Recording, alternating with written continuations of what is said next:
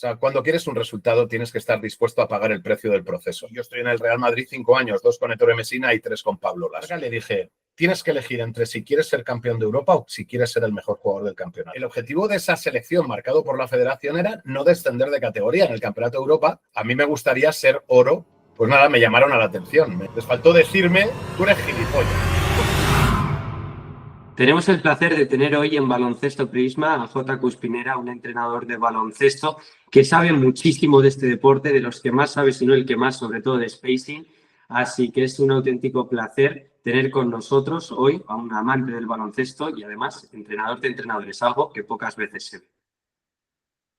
Bueno, pues nada, un placer de estar aquí con vosotros, Fabio. La verdad es que no sé si soy el que más sabe de spacing, sí que es verdad que se me conoce un poco por el tema del spacing, pero bueno, hay otros muchos entrenadores que también saben un montón de lo relacionado con el spacing, pero gracias por el halago.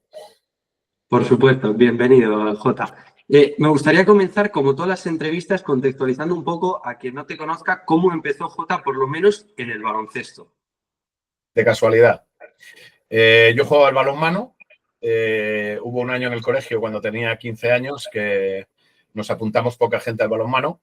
Entonces la entrenadora nos dijo que era posible que el equipo no saliera porque faltaba gente para poder inscribirlo en la competición. Estuvimos esperando unos días a ver si se apuntaba alguien más. No conseguimos que se apuntara nadie más y entonces ocurrió que el equipo no salió. Yo estaba en aquel equipo con 2 de mis mejores amigos. En ese momento, pues, era una decepción grande, no sabíamos qué hacer. Nos preguntamos en el propio campo de balonmano qué podíamos hacer en ese momento. Nos giramos y justo enfrente estaban entrenando baloncesto. Y entonces lo que hicimos fue dirigirnos al entrenador de baloncesto a ver si nos podíamos apuntar a baloncesto. Y así fue como empecé, de puñetera casualidad, porque es lo que es, una casualidad. Efectivamente, vaya casualidad. ¿Qué consejo le darías al Jota en ese momento que evidentemente no sabía lo que más tarde se acabaría convirtiendo en baloncesto para él? ¿Qué consejo le darías? Bueno, a ese Jota en concreto, el que cambió del balonmano al baloncesto, no le daría ningún consejo porque fui capaz de disfrutar de tanto el balonmano como del baloncesto practicándolo. Sin embargo, si nos adelantamos un poco más en el tiempo, ¿qué consejo le daría al Jota entrenador joven? Es que tenga paciencia. Que su vida no está en peligro por perder un partido y este tipo de cosas, sino que sea paciente y que vaya con tranquilidad, mejorando, pero con tranquilidad haciendo las cosas.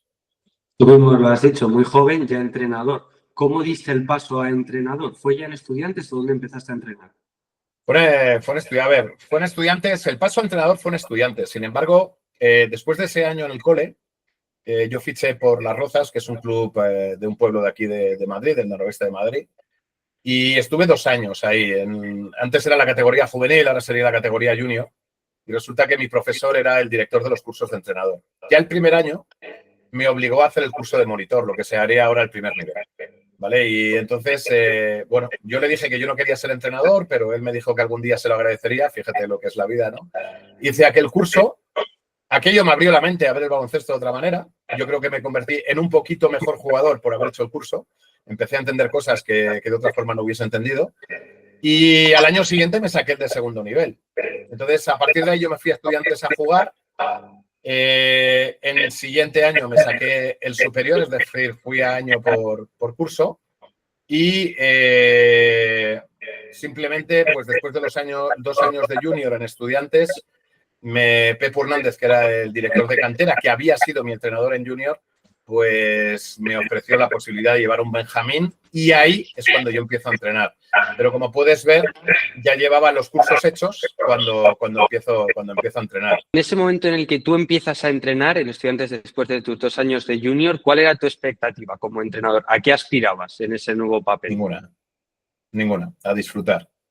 Es que en ese momento la realidad es que tú no te planteas nada más que empezar a entrenar a unos niños y disfrutar, ¿no? A mí me coincide que digamos que empiezo a entrenar porque tengo una lesión que me impide jugar con normalidad. De hecho, al año siguiente decido retirarme de jugar para dedicarme solo a entrenar, pero no tengo expectativas. La expectativa es simplemente divertirme mientras entreno a chavales, ¿no? Y hacerlo lo mejor que pueda para hacer que esos chavales mejoren. Te mentiría si en ese momento yo estoy pensando en algo más que en simplemente disfrutar, ¿no? No había una mayor ambición. Sí que es verdad que cuando Pepo Hernández me me aconseja dejar de jugar y dedicarme en exclusiva a entrenar al año siguiente de ese primer año. Me dice, ¿a qué vas a llegar si puedes seguir jugando como jugador? Que él me dice, a ser un segundo o un tercer base de lo que ahora sería un leporo. Como entrenador se abre el cielo, ¿no? Y fíjate lo que es la vida, pues efectivamente me lo estaba diciendo cuando me daba un equipo Benjamín y al año siguiente un preinfantil C de estudiantes y sin embargo se abrió el cielo, es cierto, el recorrido después hizo que se abriera el cielo, ¿no? Entonces, pero ya te digo que en aquel momento lo único que piensas es en divertirte, pasarlo bien y enseñar lo mejor que puedas a los chavales que tienes entre manos, ¿no? No estaba pensando en otra cosa. ¿Y en qué momento te diste cuenta de que eso iba a un poquito más o que la proyección parecía convertirse en algo un poco más serio? Bueno, en pocos años, porque fueron pocos años, yo me encuentro metido en programas de selecciones nacionales en la Federación Española. En la Federación Madrileña, ya con 19 años, me dan la oportunidad de enseñar a otros entrenadores. Voy escalando poco a poco en estudiantes, donde bueno, pues voy haciendo de ayudante de equipos, voy entrenando a otros. Cada año me dan mejores equipos.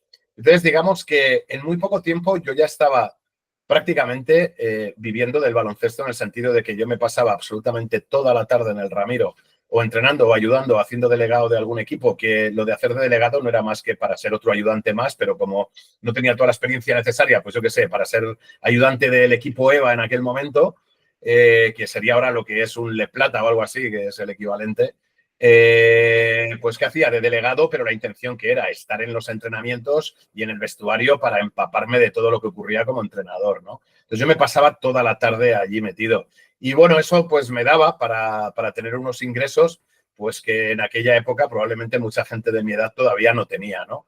Entonces, en unos 4 o 5 años yo me encontré ya, digamos que ganando un buen sueldo y dedicándome, vamos, prácticamente en exclusiva a hacer cosas de baloncesto. Ya te digo, sumando muchas cosas, pero todo relacionado con el baloncesto y dentro del Ramiro, dentro de estudiantes, ¿no? Ahí es cuando yo ya empiezo a decir, oye, esto puede ser una forma de vivir, sobre todo porque estaba soportado por unos ingresos que mejoraban en mucho lo que era el salario mínimo en aquel momento, ¿no? Entonces, bueno, ahí no dejé la carrera, porque me prometí a mí mismo, fue una promesa que hice a mis padres y luego digamos que era una promesa porque me convertí en poco tiempo en director de la iniciación y poco después en director de la cantera. Me encontraba aconsejando a los chavales que no dejaran de estudiar por si tenían una lesión como yo, que no se quedaran tirados en mitad de la nada. Y entonces me encontré a mí mismo diciendo, pues si tú les pides a los jugadores que fichas que sigan con sus estudios, tú no puedes dejarlos, ¿no? Y entonces pues fui compaginando mis estudios con ya ejercer de entrenador y teniendo un sueldo bastante majo. Y bueno, nunca he ejercido de ingeniero agrónomo, que es la carrera que saqué, pero acabé la carrera. Tardé mucho, pero la acabé sacando, ¿no? Fue una promesa que me hice a mí mismo y luego me ha servido para muchas cosas, incluso dentro del baloncesto, ¿no? Esos fueron mis arranques en cómo empiezo yo a ver que de verdad me podía dedicar a esto. Ya te digo, era cuando me vi con una dedicación prácticamente exclusiva y con un sueldo más que decente. Llama la atención porque quizás no es lo normal que tú fuiste año por año sacando el curso de entrenador, es decir, llegaste al superior muy rápido cuando lo normal es esperar más para ir sacándoles y también en lo que se diría ascenso de categorías de entrenamiento también lo hiciste muy rápido y no es lo normal.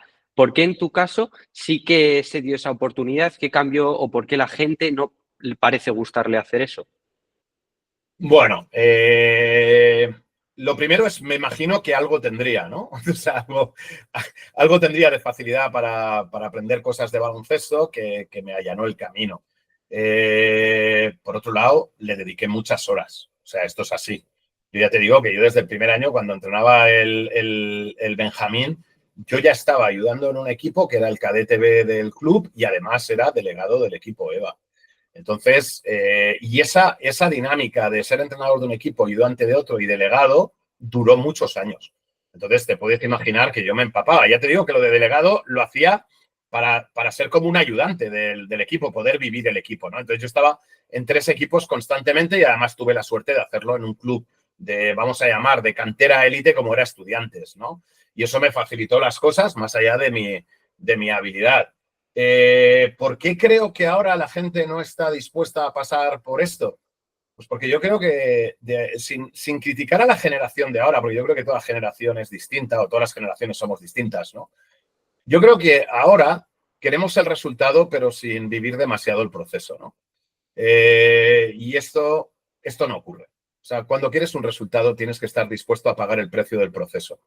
Y evidentemente, crecer a la velocidad a la que yo lo hice, más allá de, me imagino, de las habilidades que tuviera, fue que tenía una dedicación absolutamente plena a lo que estaba haciendo. Es decir, yo sí estaba dispuesto a pagar el precio, que por otro lado, como me gustaba tanto, digamos que disfrutaba de hacerlo, ¿no? Eran muchas horas de aprender.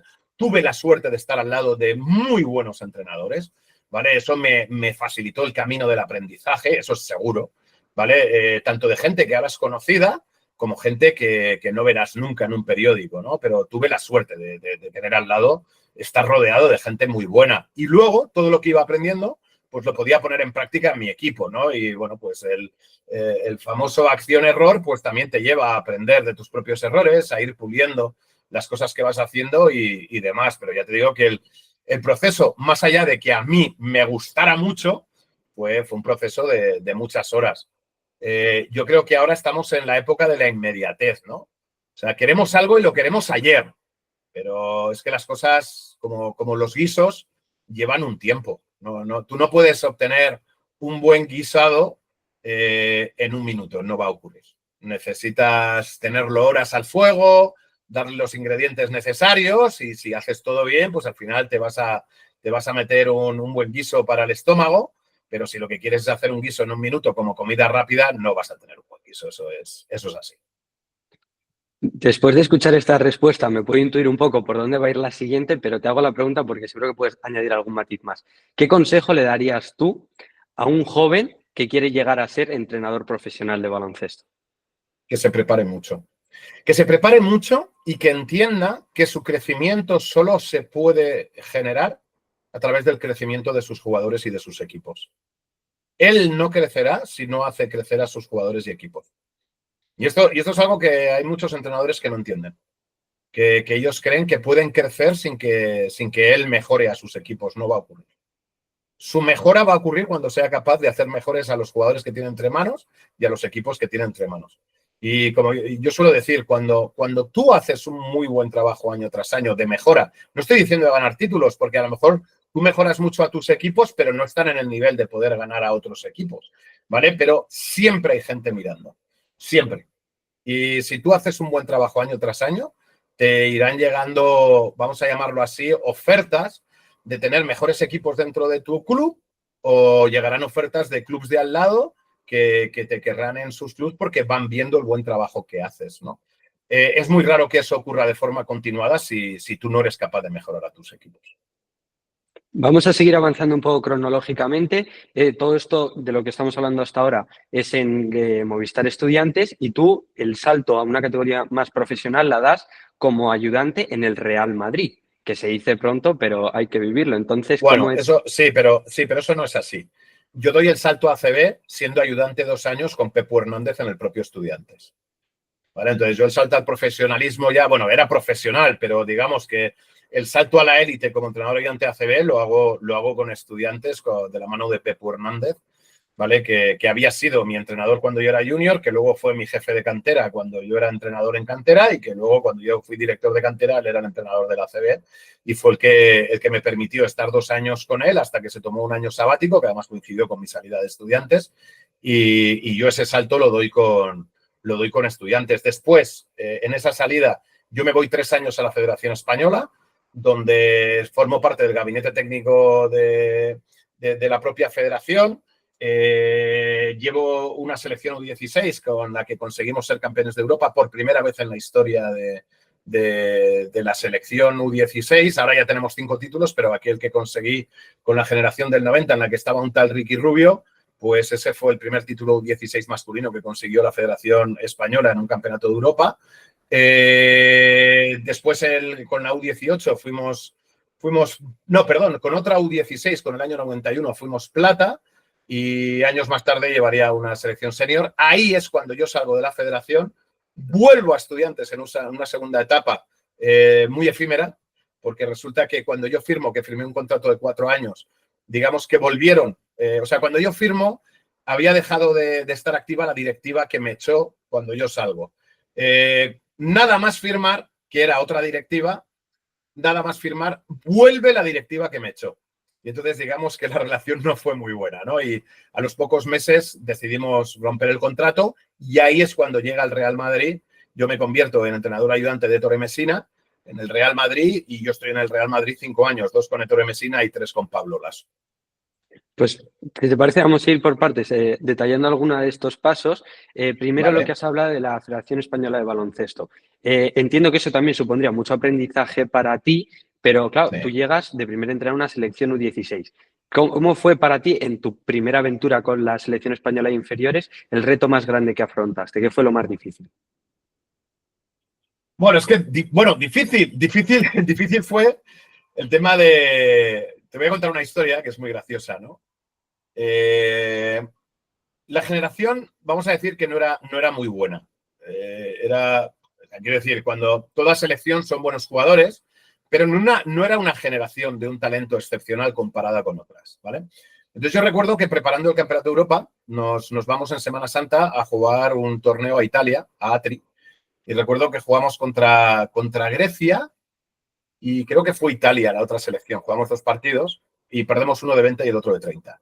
Entonces yo estaba muy enfadado y porque estábamos preparando el Campeonato de Europa que iba a ser en España, en Jaén, en Linares y bueno, la zona de Jaén. La final sería en Linares o la fase final sería en Linares. Entonces yo, cuando perdimos el segundo partido, me metí en el vestuario y de forma muy seria les pregunté o les dije algo así como, bueno, yo creo que teníamos claro cuál era el objetivo, pero la realidad es que no lo he hablado con vosotros. Entonces, ¿qué esperáis del Campeonato de Europa de verano? Y se hizo el silencio. O sea, era como... Y bueno, yo que sí que tengo cierta facilidad para comunicar, lo que hice fue callarme. Es decir, yo no hablé hasta que ellos abrieron la boca. Y es muy curioso porque cuando hay silencio siempre hay alguien que quiere hablar. ¿Vale? Esto es una de las grandes, digamos, de los grandes secretos de la comunicación. Si quieres hacer hablar a alguien, quédate en silencio. Va a tener la tentación de hablar. Y entonces ocurrió eso, pues que a alguien se le ocurrió decir, oye, pues a mí me gustaría ser oro en el Campeonato de Europa. Y recuerda esto porque veníamos de haber perdido de 30 y de 20 con Grecia e Italia en el torneo en el que yo estaba hablando de eso, ¿no? Claro, cuando esa persona dijo, oye, pues a mí me gustaría ser oro en verano, pues el de al lado dijo, pues a mí también. Y entonces se empezaron a sumar todos, ¿no? Y empezaron a decir, pues a mí también, pues oye, pues joder, pues suena bien, pues a mí también. Yo aproveché para decirles, vale, ya tenemos el objetivo, queremos ser oro. Y entonces yo les hice una pregunta, ¿no? Y les dije, ¿sabéis lo que quería ser Jota de cuando era pequeño? Y claro, no tenían ni idea, ¿no? Y yo les dije, yo quería ser astronauta. En realidad me lo inventé, yo quería ser piloto, pero bueno, me valió la anécdota, ¿no? Digo, yo quería ser astronauta. ¿Y sabéis por qué no soy astronauta? Y bueno, pues se quedaron todos un poco alucinados y dijeron, pues no. Y les dije, porque no hice absolutamente nada para ser astronauta. Entonces, claro, si no hago nada para ser astronauta, pues si ya es difícil ser astronauta, si no haces nada es imposible, o sea no va a ocurrir nunca, ¿no? Entonces, ¿qué es lo que ocurrió? Que yo les dije, vale, tenemos un sueño, queremos ser oro. Ahora lo que tenemos que aprender es qué tenemos que hacer para ser oro, ¿vale? Bueno, se quedó la charla. ¿Qué es lo que ocurre? Que el objetivo de esa selección marcado por la federación era no descender de categoría en el Campeonato de Europa. Los 2 últimos del campeonato descienden a Serie B y los 2 primeros de la Serie B suben a Serie A. España siempre estaba en Serie A, pero la generación no era muy allá y el objetivo era no descender. Fue lo que me transmitieron. Y entonces, claro, a mí me entrevistan nada más aterrizar en España de Italia y, bueno, en la entrevista me preguntan que cuál es el objetivo para el verano y yo cuento el objetivo de los jugadores, que además yo lo compartía, ¿no? Era un sueño, digo, pues queremos ser oro. Pues nada, me llamaron a la atención, me llevaron al despacho del director deportivo y, bueno, me dijeron, les faltó decirme, tú eres gilipollas. Como, con una selección que el objetivo es no descender y tú vas y dices que queréis ser oro. Bueno, pues, ¿qué ocurrió? Yo le dije, oye, vamos a soñar en grande y luego si no lo conseguimos, pues tendremos los pies en el suelo para analizar dónde hemos llegado, ¿no? ¿Vale? Bueno, nadie lo entendió. dio la casualidad que pudimos contar con Ricky, y es verdad que gran parte del oro se debe a Ricky, pero ¿qué ocurrió? Que el equipo se fue creyendo que podía ser oro. Y yo estoy convencido que si aquella conversación no hubiese tenido lugar, no hubiésemos sido oro. ¿Vale? Lo que había un equipo que tenía una ilusión detrás y se nos sumó un jugador que en aquel momento, con 16 años, ya era jugador con contrato ACB en la Peña, que no soñábamos que quisiera jugar con nosotros, que decidió jugar el Campeonato de Europa con su edad, con los de su edad, cuando podía haber elegido ir con la U20 o con la U18, eligió ir con la U16, ¿no?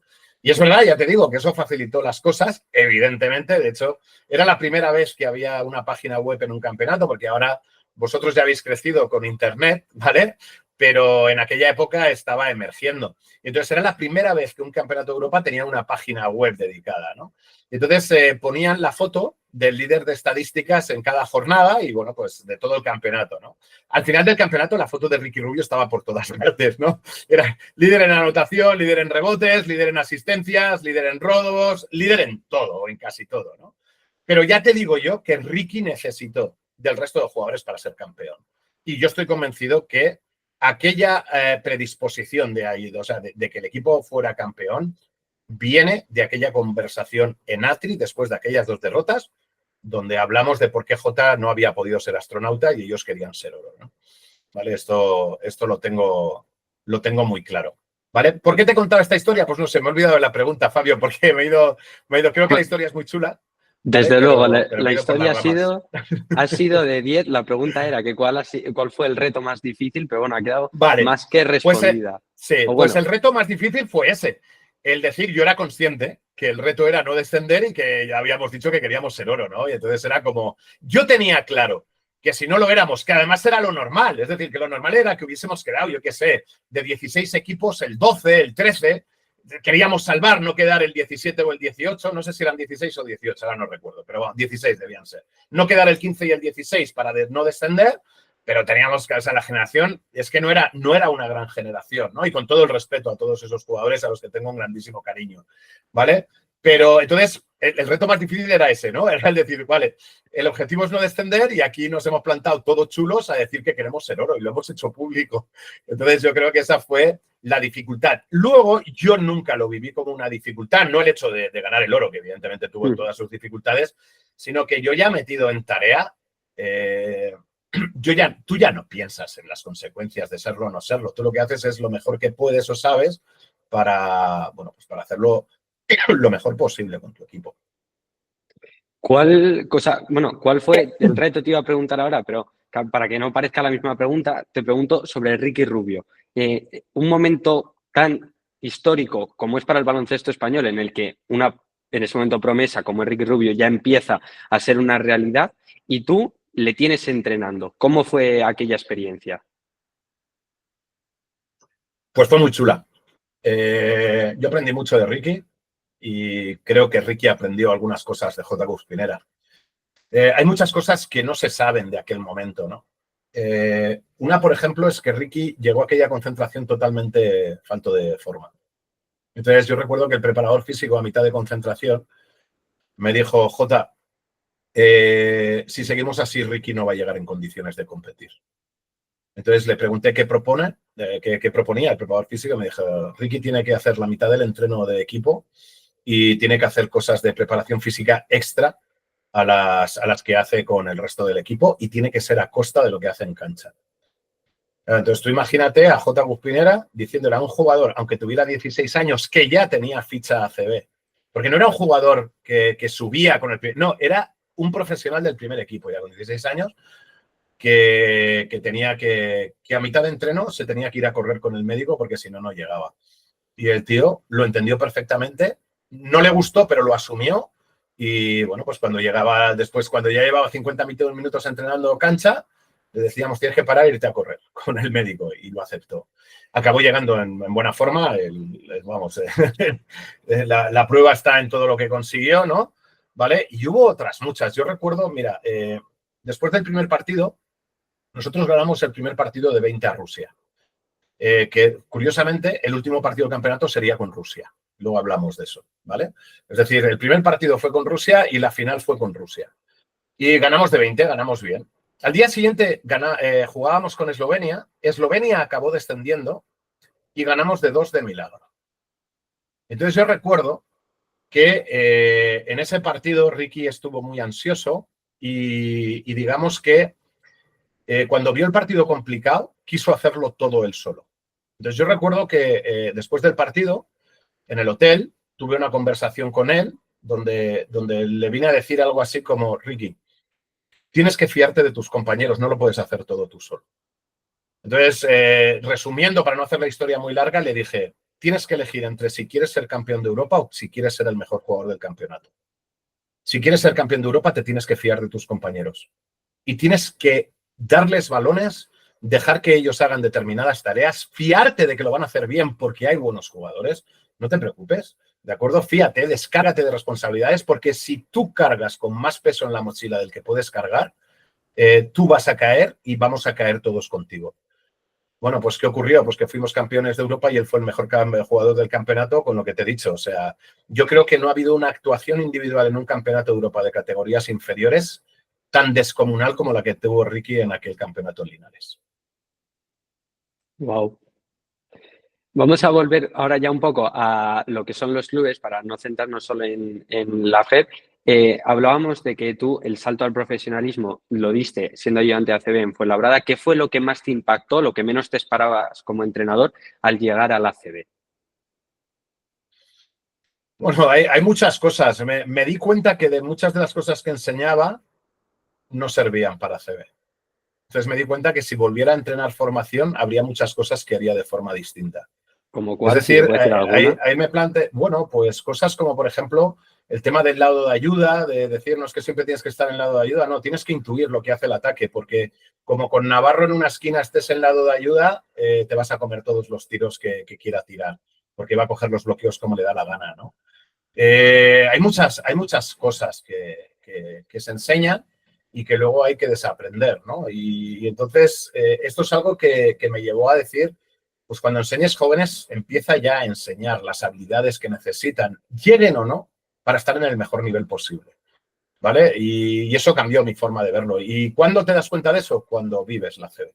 ¿Vale? Cuando vives la CB dices, hostia, es que yo enseñaba esto de esta manera y resulta que ahora aquí esto no es así, es de otra forma, ¿vale? Y bueno, pues tendría que ajustar. Eso probablemente fue el mayor impacto cuando llegué a CB.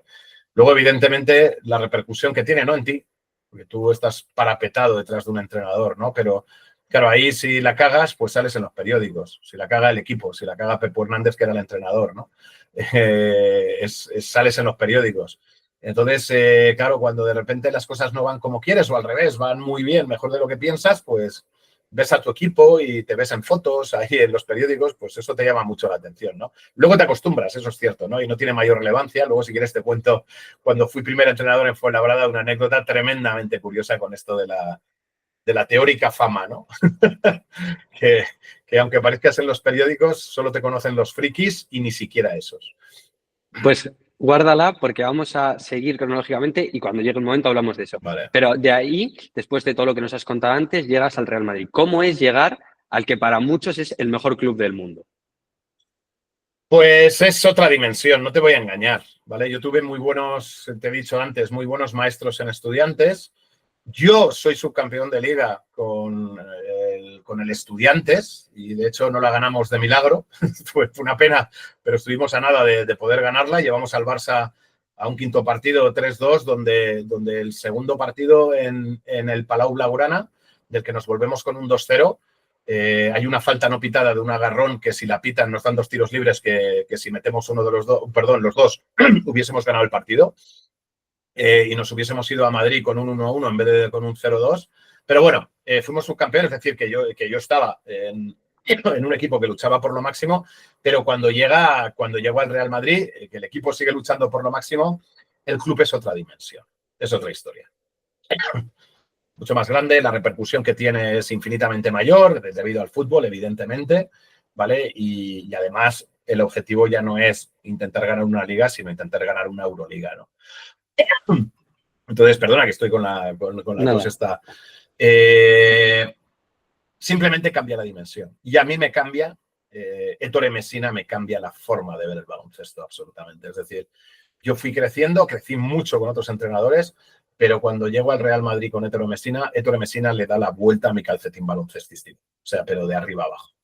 ¿Vale? Y empiezo a ver otro baloncesto de otro nivel y lo que creíamos que teníamos que hacer para intentar ser los mejores, ¿no? Ya te digo que simplemente es otra dimensión. Yo soy, o sea, a mí le tengo un grandísimo cariño a todos los clubes en los que he estado, ¿vale? No le tengo un cariño mayor al Madrid que a Estudiantes, que a Fuenlabrada, pero tampoco se lo tengo menor. Es decir, he estado encantado en todos los sitios en los que he estado y evidentemente el Madrid es otra historia. En todos los aspectos, para lo bueno y para lo malo. es un club mucho más grande, donde se mueve un presupuesto mucho mayor, donde todo tiene una mayor incidencia. Yo a veces llegué a decir, para ciertas cosas es como un ministerio, ¿no? Es tan grande y tan bestial que en Estudiantes éramos como una familia. O sea, tú conocías a todo el mundo de las oficinas. En el Madrid es imposible. O sea, en el Madrid es otra dimensión. Aprovechando, bueno, yo siempre le pido que cuente las máximas anécdotas posibles porque al final es lo que más gusta a nuestros entrevistados. Aprovechando la buena comunicación que tú tienes, a ti te lo pido en especial. Entonces, si tienes alguna anécdota que guardes con especial cariño de Madrid y nos puedas contar. Del Madrid, no lo sé, no se me ocurre ahora así ninguna. Hay aprendizajes de baloncesto que no son anécdotas graciosas, pero que me han ayudado. Por ejemplo, cuando jugamos la segunda... Yo jugué 3 Final Four con el Real Madrid en los 5 años que estuve. El primer año no la jugamos, llegamos el segundo. El tercero no la jugamos y llegamos el cuarto y el quinto míos de estar en el Madrid. ¿Vale? En la primera Final Four fuimos cuartos. En las 2 siguientes fuimos subcampeones, ¿vale? Yo no llegué a ganar el título de Euroliga. De hecho, una la pierdo en la prórroga y la otra la perdí después de ir ganando de 14. O sea que fueron 2 derrotas dramáticas. Pero recuerdo, cuando llegamos a Londres, estaba con Pablo Lasso y con Hugo López en el cuerpo técnico. Éramos los 3 entrenadores. Pablo era el entrenador principal y Hugo López y yo éramos los ayudantes. Cuando llegamos a Londres, Pablo, que le gustaba mucho hacer esto, en la mesa de entrenadores nos preguntó ¿quién creéis que es el favorito para ganar esta Euroliga? Y entonces yo le dije, recuerdo que le dije, yo no sé quién es el favorito, pero sí sé quién creo que no la va a ganar. Entonces me dijo, ¿quién? Y yo dije, el Olympiacos. Entonces, bueno, le di la explicación, era el Chesca, el Barça y nosotros, que éramos los otros 3 equipos, habíamos llegado 3-0. Habíamos llegado en la liga regular, éramos los 3 mejores equipos, habíamos hecho un playoff excelente, llegábamos en buena forma, bla, bla, bla. Y el Olympiacos llegaba al tran-tran, necesitó el 5.º partido para clasificarse y entonces me daba la sensación que llegaba mal, ¿no? Pero era el reciente campeón, o sea, era el último campeón. Y Pablo recuerdo que me dijo, nunca desprecies al equipo campeón. ¿Quién ganó esa Final Four? A nuestra costa, además, el Olympiacos. Y aquello se me quedó grabado a fuego. Jamás desprecies a un equipo campeón, ¿vale? De hecho, alguna vez, cuando después yo ya no estaba en el Madrid, que Pablo seguía, alguna vez le escribí diciendo, nadie cuenta con vosotros para ganar esta Final Four. Y le ponía debajo, nunca desprecies al equipo campeón. Y entonces, bueno, siempre me devolvía con alguna frase chula o con algún emoticono, ¿no? De como, vale, vamos a intentarlo. En una Final Four no hay favoritos. Cualquiera de los 4 puede ganar, ¿vale? Pero si encima el equipo al que desprecias es alguien que ya lo ha ganado y si encima viene de ganarlo el año anterior, cuidado con él, ¿vale? Porque por muy mal que llegue, ya tiene algo. Entonces, no lo desprecies. Eso es una de las, entre otras muchas, de las grandes anécdotas que tuve. Por ejemplo, una así graciosa, ¿no? A los viajes, sobre todo a Europa, nos acompañaba una persona de seguridad, ¿no? Y tú sabes que en el fútbol al entrenador se le llama mister, pero en el baloncesto no. O sea, en el baloncesto queda muy feo llamarle mister al entrenador, ¿no? Entonces, el de seguridad era Ángel, que acompañaba al fútbol normalmente. Entonces, cuando llegábamos siempre nos decía, bueno, mister, ¿cómo va? ¿Qué tal, mister? Nos lo decía tanto a Pablo como a los 2 ayudantes, ¿no? Nos llamaba mister. Entonces hay un día que le dije, oye, en baloncesto no nos llames mister. Si quieres nos llamas coach o entrenador, pero ni siquiera. O sea, a mí llámame Jota. No sé lo que querrá Pablo y demás, pero vamos, que no nos digas mister. Y entonces recuerdo que me repitió como 2 o 3 veces en la misma frase. Dice, vale, entendido, mister, tienes razón, mister, no se me va a olvidar, mister, ¿no? Y entonces yo me quedé, bueno, llámame como quieras, que ya veo que no voy a conseguir que lo cambies, ¿no? Bueno, pues eso son así anecdotillas, así un poco un poco graciosas de lo que vives. Ya te digo que era otra dimensión, nos acompañaba gente del fútbol y bueno, pues ellos tienen sus costumbres, las nuestras son distintas y en eso pues es un chascarrillo, ¿no? Del Madrid, si no me equivoco, corrígeme si me equivoco, antes que Fuenlabrada, del que ahora hablaremos, pasas por Vitoria un año, ¿no? No, me voy después del Madrid. Sí, después del Madrid, antes de Fuenlabrada. Correcto. ¿Cómo fue? Porque tú, si no me equivoco tampoco, realmente naciste en País Vasco, aunque luego te criases en Madrid. ¿Cómo fue Sí. llegar a tu tierra de origen? Pues mira, fue muy curioso. También es que mi historia es muy curiosa. Yo llevaba ya un tiempo, los últimos años en el Real Madrid, que ya estaba cansado de ser ayudante y tenía ya la ambición de querer ser entrenador. Entonces, bueno, yo tenía apalabrada mi renovación después del 5º año.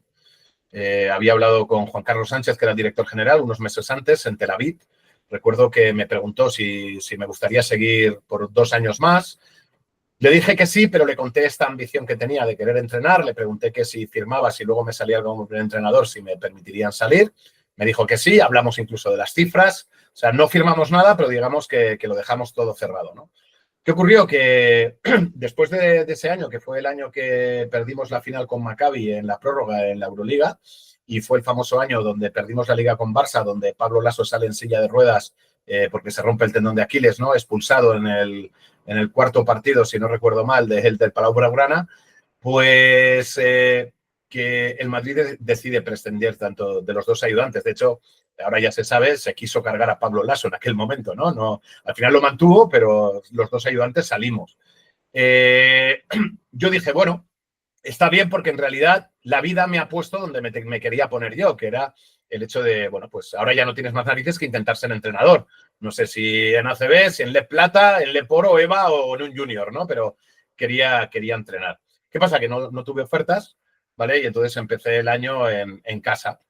¿Y qué ocurrió? Pues que cuando Ivonne Navarro se hace cargo de Baskonia, cuando echan a Marco Crespi, porque no iban muy allá en la liga, pues Ivonne Navarro necesitaba a alguien con experiencia en Euroliga. Yo la tenía, la había tenido tanto con Estudiantes, donde jugué una Euroliga, como las 3 que jugué o las 4 que jugué con el Real Madrid, y 5, aunque 2 no llegué a la... O sea, eran 5 Euroligas que 6 que había participado, pues le dije que sí.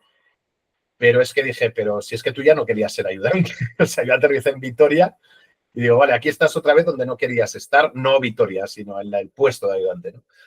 Recuerdo que no había firmado, es decir, había hablado con Félix, el director deportivo de Baskonia, habíamos llegado a un acuerdo para que yo fuera a Vitoria, por supuesto había hablado con Ivonne Navarro, ¿vale?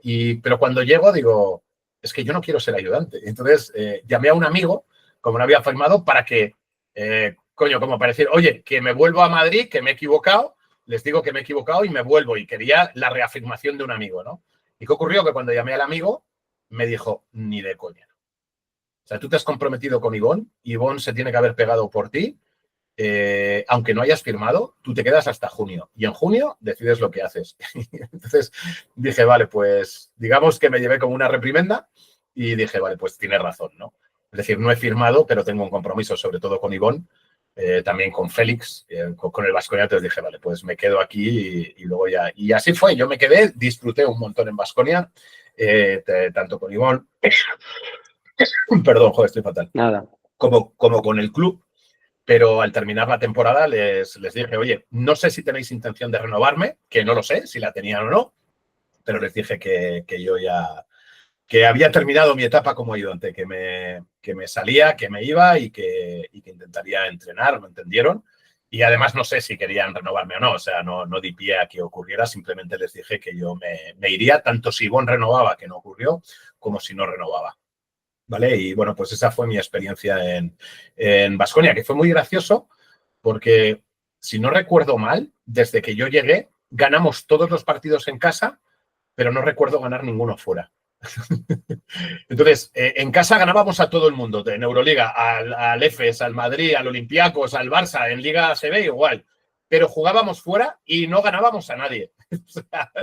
Entonces, de hecho, al final nos metimos en playoff y perdemos 2-1 los cuartos de final con Unicaja porque perdimos los 2 de fuera y ganamos el de casa. O sea, se cumplió perfectamente el rol que, bueno, la dinámica en la que nos habíamos metido. Fue un año tremendamente curioso.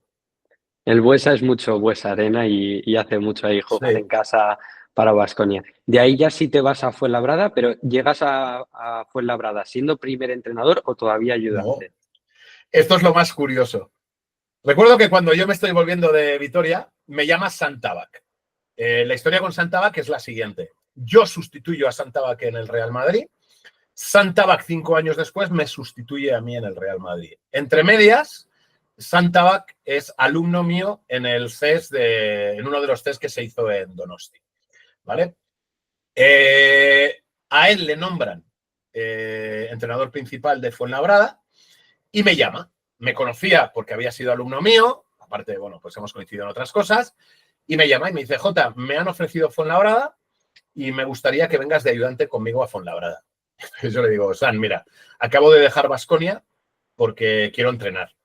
Entonces, no quiero ser ayudante más.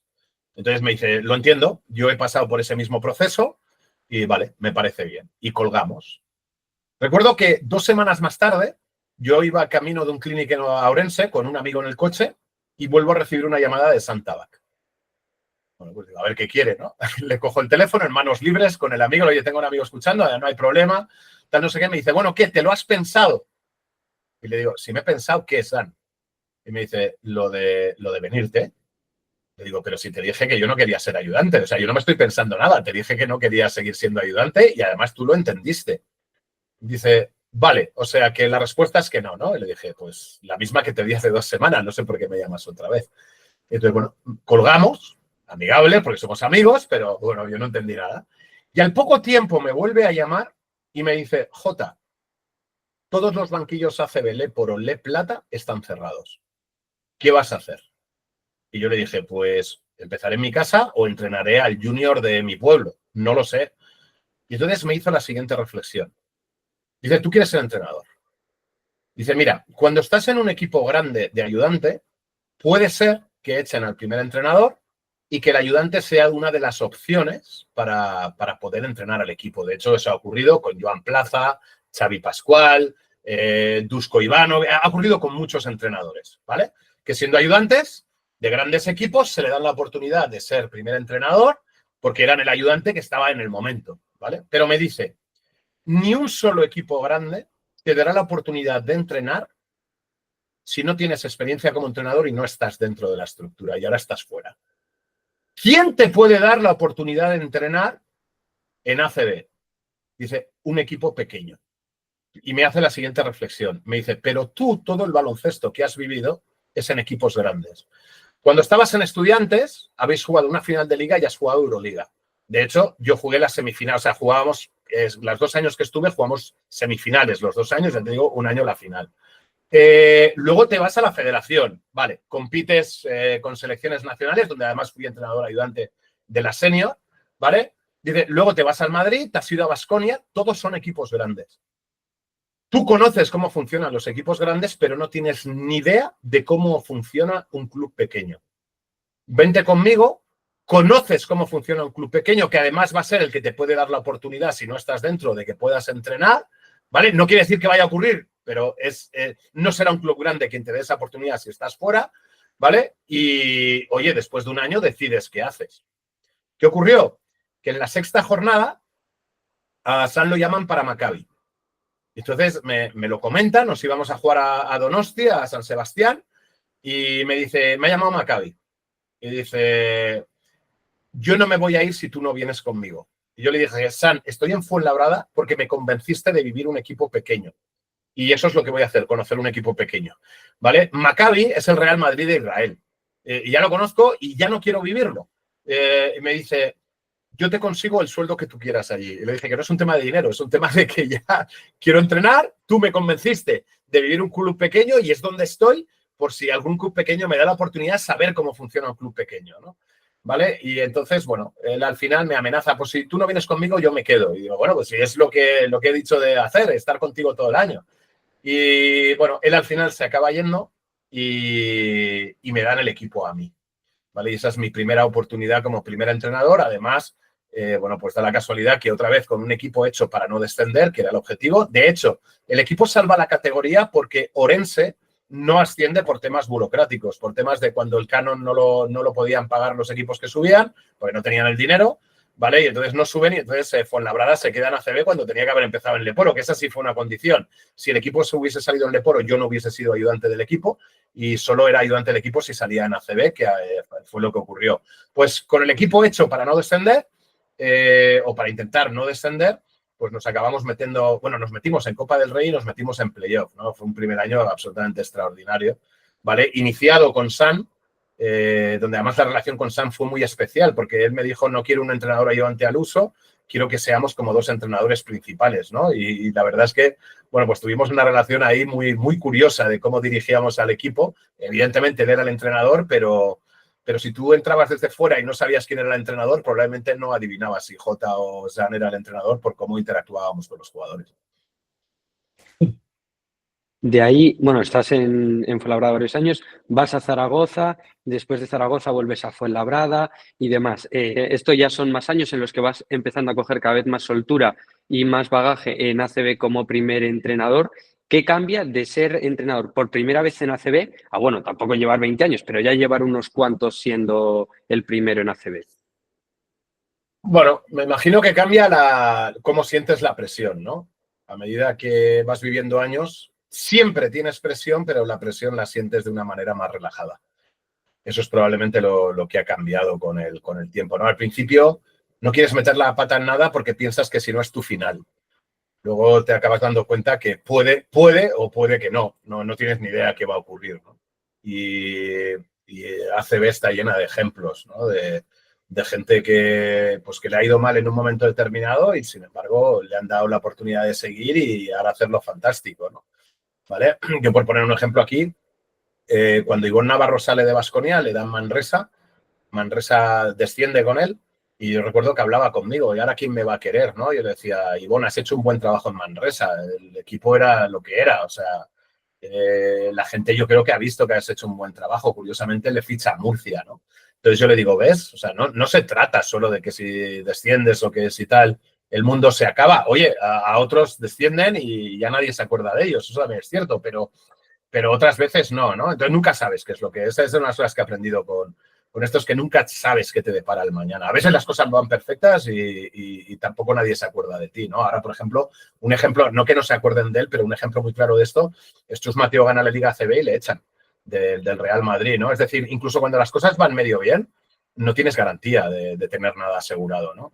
Entonces, lo que cambia con los años es esa mentalidad de decir, tú hazlo lo mejor que sepas, que además siempre, evidentemente, un entrenador es el más crítico con su trabajo, consigo mismo. Siempre queremos ganar, siempre queremos hacer lo mejor posible, pero cuando las cosas, pues oye, porque tienes peor equipo, porque las cosas no salen o demás, pues no es el fin del mundo. Incluso si se acabara el baloncesto, que no es el caso, la vida sigue. O sea, la vida no se acaba porque un año te echan de un equipo o demás, ¿no? Esa tranquilidad mental la vas ganando con la experiencia, eso es seguro. Una pregunta que se me acaba de ocurrir. Muchos entrenadores han pasado, aunque sea poco tiempo, por ser segundos, pero tú no es que hayas sido segundo un año, es que has estado, como has dicho, en grandísimos clubes siendo segundo. ¿Qué crees que puede cambiar de lo que le pides tú por esa experiencia a tu cuerpo técnico, a tus segundos, de lo que puede pedir un entrenador que no ha pasado por ahí? Yo he librado a todos mis ayudantes de todas las cosas que no me gustaban cuando yo era entrenador ayudante. Por ejemplo, una chorrada que además cuando se la hice ver a mis ayudantes alucinaron. Yo, cuando tú eres ayudante, sabes que solo puede haber un entrenador de pie y normalmente es el primer entrenador. El primer entrenador siempre está en medio de lo que quieres ver. Es decir, te tapa la visión. Entonces tienes que estar viendo el partido, echándote para los lados, adoptando posturas difíciles de asumir. Incluso así hay partes que no ves. Es un infierno. Entonces yo recuerdo un día con mis ayudantes en Fuenlabrada que les se lo hice ver, porque les dije, veis los partidos de puta madre, ¿eh? Y me dijeron, ¿a qué te refieres? Digo, que nunca estoy en medio. Y dice, hostia, es verdad, nunca habíamos caído en eso. Y digo, es que lo hago conscientemente. Nunca estoy en medio de forma consciente. Porque como yo lo he vivido y al final lo que le pides a un ayudante es que te ayude sobre lo que ve, que opine y que te pueda dar soluciones a cosas que están ocurriendo en el campo, ¿no? Digo, pues lo primero es que puedan ver con naturalidad. Entonces, claro, cuando se lo dije, fueron conscientes y me dijeron, joder, Pues es verdad, pues con otros tenemos que estar como haciendo la peonza para ver el partido y aún así no lo vemos todo, contigo nunca ocurre. Y digo, pues eso es intencionado, entre otras muchas cosas, ¿no? Es decir, les he ahorrado a mis ayudantes este tipo de cosas que yo he sufrido como entrenador ayudante y que yo no soportaba, que lo llevaba muy mal, ¿vale? En ese sentido, por ejemplo, otra chorrada. El trabajo hay que sacarlo adelante, ¿no? Y el trabajo de scouting lo suelen hacer los ayudantes y demás. Yo odiaba cuando un entrenador me pedía poner flechas e dibujitos en los vídeos, porque era duplicar el trabajo para algo que Ettore Messina me enseñó. Dice, si le tenemos que poner flechas en el vídeo a un jugador, como para que luego se entere a 200 pulsaciones de lo que está ocurriendo en la cancha, ¿no? ¿Vale? Entonces, yo odiaba poner flechas. Entonces, jamás le he pedido a un entrenador ayudante mío que pusiese flechas en los puñeteros vídeos, porque sé que eran más horas de trabajo para algo que el jugador debería tener que ver cuando estando tranquilo en una silla está viendo unas imágenes, ¿no? ¿Vale? Entonces, bueno, pues como estas te podría contar muchas. Fíjate que de una pregunta que ha salido totalmente improvisada ha salido una respuesta buenísima. Muchas gracias, pero así vamos a seguir con lo que estaba un poco planeado preguntarte. Tu última actuación como entrenador fue en Leforo, en San Pablo Burgos, y desde entonces no has vuelto a dirigir un equipo como tal durante una temporada. A partir de ahora, ¿qué te gustaría hacer? ¿Cómo se te plantea? ¿Ha cambiado tu forma de verlo o cómo está la situación? No, yo quiero entrenar, ¿vale? Pero es verdad que no quiero entrenar cualquier cosa.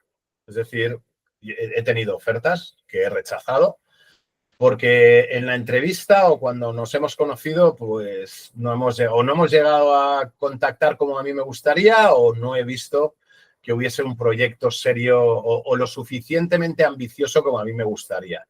¿Vale? Y entonces, a mí me encantaría poder entrenar. Desde luego, si saliese una oferta CB la cogería seguro. Y en Leporo, si el proyecto me atrae, seguro que también. De momento eso no se ha dado desde que salí de San Pablo Burgos. Entonces, bueno, pues he declinado las cosas que me han llegado, pero sigo abierto a poder entrenar. No me importaría salir al extranjero, pero con la misma premisa, que fuera un proyecto que me llamara la atención. He rechazado cosas en el extranjero de mucho más dinero de lo que ganaba en ACB, pero que sentía que el proyecto no era lo suficientemente bonito o ambicioso para el momento vital en el que vivo, ¿no? ¿Vale? Y entonces hay otra cosa que yo he hecho paralelamente toda mi vida, que ha sido formar entrenadores. Eso lo he hecho desde que tenía 19 años, que era profesor de la Escuela de Entrenadores en la Federación de Madrid.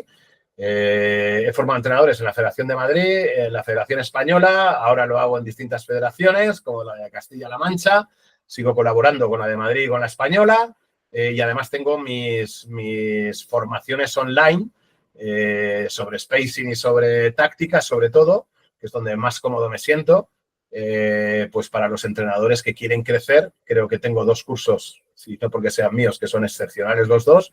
Y entonces, pues digo, bueno, pues cuando no entreno, pues me dedico a eso, a ayudar a formarse a otro, ya sea a través de mis formaciones, a través de mis colaboraciones con las distintas federaciones o multitud de clinics a los que me llaman para ir. Este año he estado en México, he estado en Brasil, he estado en Canadá, he dado muchos, como todos los años, aquí en España. Ahora me voy a Finlandia.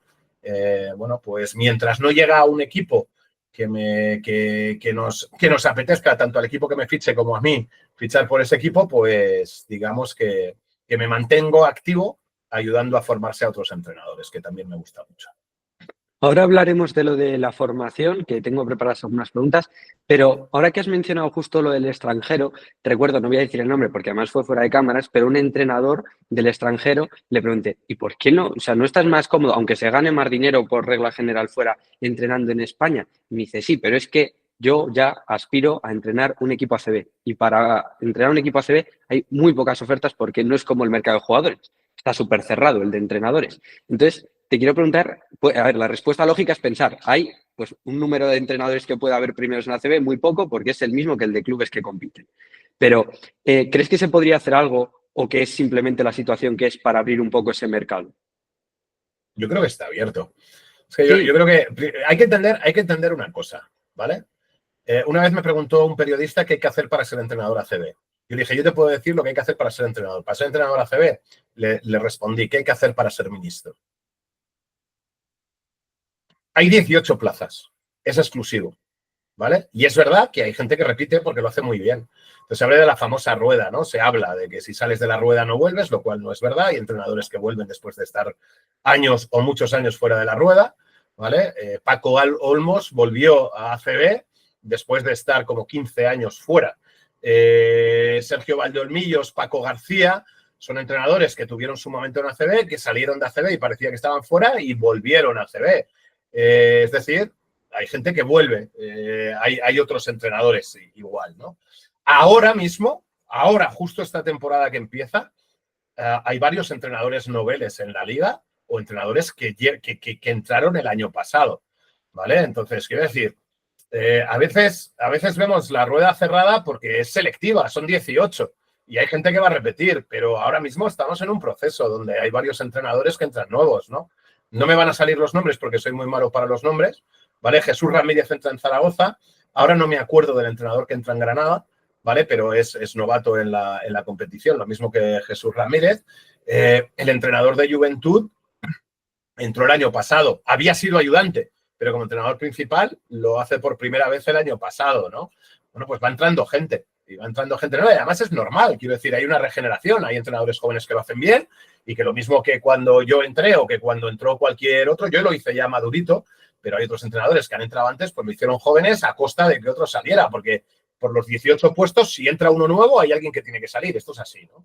¿Vale? Es verdad que el baloncesto yo creo que está creciendo mucho a nivel mundial, ¿vale? Y en este sentido, el entrenador español que antes no le gustaba o por lo que fuera, no salíamos de nuestras fronteras, ahora tenemos entrenadores que están dispuestos a coger las maletas e irse a distintas ligas. Y si bien hay algunas que son exóticas, hay otras que empiezan a coger caché y nombre y tenemos buenos entrenadores colocados en buenas ligas, ¿no? Ahora, por ejemplo, incluso tenemos a Alex Mumbrú dirigiendo la selección de Alemania, ¿no? Que probablemente hace unos años esto hubiese sido impensable, ¿no? Entonces, bueno, empezamos a exportar entrenadores, entonces Alex sale de ACB y coge la selección alemana, Carlas Durán salió de ACB y, bueno, aunque ahora ya no está porque lo echaron, pero cogió un equipo de primera división turca, hay entrenadores que se van a la Liga de Japón, bueno, hay sitios, ¿no? donde la gente empieza a competir y otros exóticos. Y si hay una cosa, y hablo de ACB, se paga mejor fuera que en ACB. Seguro. Ya no estoy hablando de Leporo y Le Plata, que Leporo y Le Plata pagan muchísimo menos que ACB, ¿vale? Pues yo las ofertas que he tenido al extranjero eran de más dinero de lo que he cobrado en ACB. Las he rechazado por los motivos que te he contado, ¿vale? Pero no descarto que si llega una que me apetezca, pillarla, ¿vale? Y esto lo digo con total tranquilidad, hay más dinero fuera que aquí. Desde luego, de hecho, han sido ya algún entrenador los que han pasado que están por el canal, que están entrenando fuera. De hecho, Hugo López fue de los primeros entrevistados que tuvimos. Lo que pasa es que Hugo pasó justo antes de irse para China y han hablado de esto y además siempre me han dicho, no sé tú cómo lo verás, que están muy bien vistos de primera, sin conocer nada, sí, o al menos el caché que tiene el entrenador español fuera de España. Sí, esto ha ocurrido en los últimos años, ¿no? Que empezamos a estar muy bien vistos, probablemente por los éxitos que ha tenido la selección o las selecciones nacionales de categorías inferiores, tanto masculinas como femeninas, ¿vale? Por supuesto, las dos senior. La gente se ha dado cuenta, ¿no? Que la Liga ACB, pues probablemente después de la Euroliga y la NBA es la tercera mejor liga del mundo, ¿no? Y si no consideramos a la Euroliga una competición local, pues probablemente es la segunda, ¿no? Y bueno, pues eso ahora se empieza a premiar y ya era hora, porque creo que tenemos muy buenos entrenadores y hace 2 décadas pues no estábamos tan valorados, ¿no? Los entrenadores que estaban no estaban tan valorados como lo están ahora en el extranjero. Por supuesto, aquí dentro sí que lo estaban, ¿no? Pero no lo estaban fuera. Que Aito haya ido a Berlín, haya estado, pues no sé si han sido 4 años o 5, no sé cuántos ha estado, lo haya hecho bien, haya creado una cultura que ahora mantienen y demás, que otros entrenadores, Xavi Pascual, haya emigrado y haya hecho un muy buen trabajo tanto en Panathinaikos como en Zenit. Bueno, pues todo esto, estoy hablando de entrenadores top absolutamente, pero hace que la gente se interese en otras ligas por entrenadores que no son tan top, pero que tienen un muy buen nivel. Vamos a entrar ya, si te parece, para no extender tampoco demasiado la entrevista, porque todavía nos queda un poco, en el tema de formación del que ya se empezó a hablar antes un poco. Uno de tus lemas es enseñar complejo de forma sencilla, ¿no? Cuéntanos, ¿cómo surge tu vocación de enseñar? Porque de enseñar entrenadores, o sea, jugadores, a enseñar entrenadores, aunque sea la palabra enseñar la primera que va, hay un mundo. ¿Cómo surge esa vocación?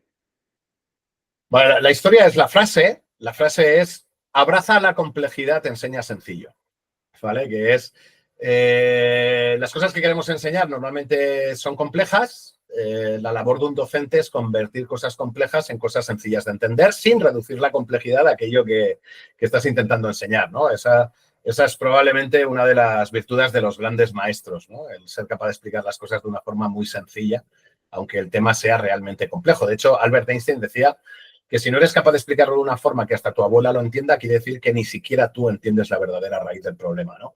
Entonces, cuando lo dijo se refería a la teoría de la relatividad, o sea, que imagínate de lo que estábamos hablando. Mira, la vena formativa yo creo que me viene de la cuna. Y yo recuerdo una anécdota que es que cuando yo tenía como 6 años, 6 o 7, estaba en el cole.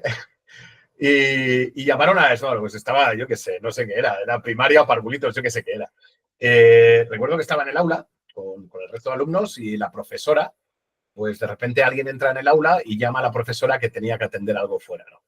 Entonces la profesora hay un momento que nos dice, bueno, quedaros aquí unos minutos, no hagáis el gamberro, que vuelvo ya. ¿Y qué ocurrió? Que cuando vuelve se encuentra a J. Cuspinera escribiendo no sé qué en la pizarra y todo el mundo atento. Yo no recuerdo qué estaba explicando, pero algo estaba explicando. Sí recuerdo aquella secuencia de la profesora alucinar cuando entró, porque todo el mundo callado y ya iba explicando cosas, ¿vale? No recuerdo qué es lo que estaba explicando, pero sí recuerdo aquello de tener a la gente como embobada, pues atendiendo a lo que yo estaba haciendo en la pizarra, ¿no? Con lo cual, desde aquella anécdota yo creo que algo ya llevo. De hecho, siempre he dicho que si no me hubiese dedicado a ser entrenador de baloncesto, que tiene una parte docente, ser entrenador es enseñar, ¿no? Yo me hubiese montado una academia, no sé, de física, de matemáticas, de algo, porque me encanta enseñar, ¿no? Entonces eso viene, ya te digo, que con esta experiencia yo creo que viene, ya es genético, viene de la cuna, no sé de dónde aparece, ¿no?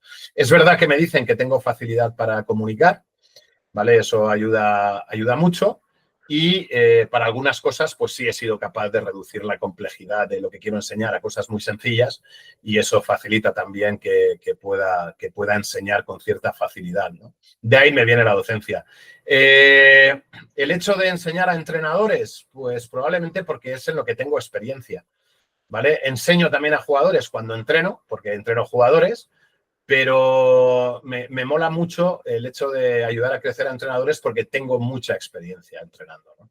Llevo 37 años entrenando y además lo he hecho en todos los niveles. He tenido la suerte de poder llegar a la élite y estar muchos años en la élite y creo que tengo mucho que aportar y me siento muy cómodo ayudando a crecer a otros entrenadores. También me siento cómodo haciéndolo con jugadores, pero bueno, tengo esa preferencia por hacerlo con entrenadores.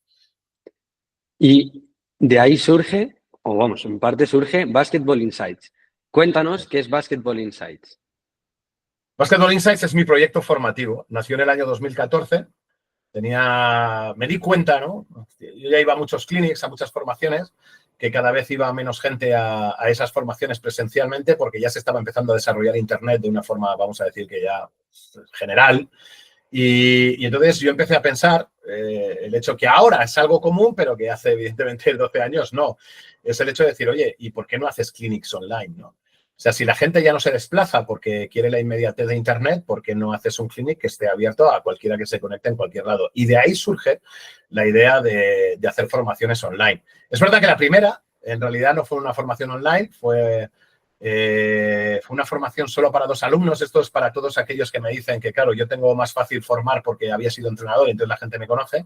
Bueno, a lo mejor es que no sabe cómo inicié Basketball Insights, ¿no? El primer año tuve 2 alumnos que era, lo que hice fue un análisis exhaustivo de la final Madrid-Barça con 2 entrenadores. Curiosamente, uno es Fernando Reborio, que fundó Centro aquí en Madrid, que es un club ahora muy reconocido y que, bueno, cada vez lo están haciendo mejor. Y el otro es David Gómez, que ahora es entrenador en primera división japonesa, ¿vale? Que eran dos chalaos que empezaban y que querían mejorar sus capacidades como entrenadores. Y lo hicimos, recuerdo, en el salón de la casa de Fernando, yo conectaba mi ordenador a su tele y, bueno, pues analizábamos cada partido. Fueron 5 y estuvimos 5 horas o 6 analizando cada uno de los partidos. Nos comprábamos unas pizzas, yo iba explicando todo lo que ocurría ahí, todo lo que veía, y ellos iban tomando notas.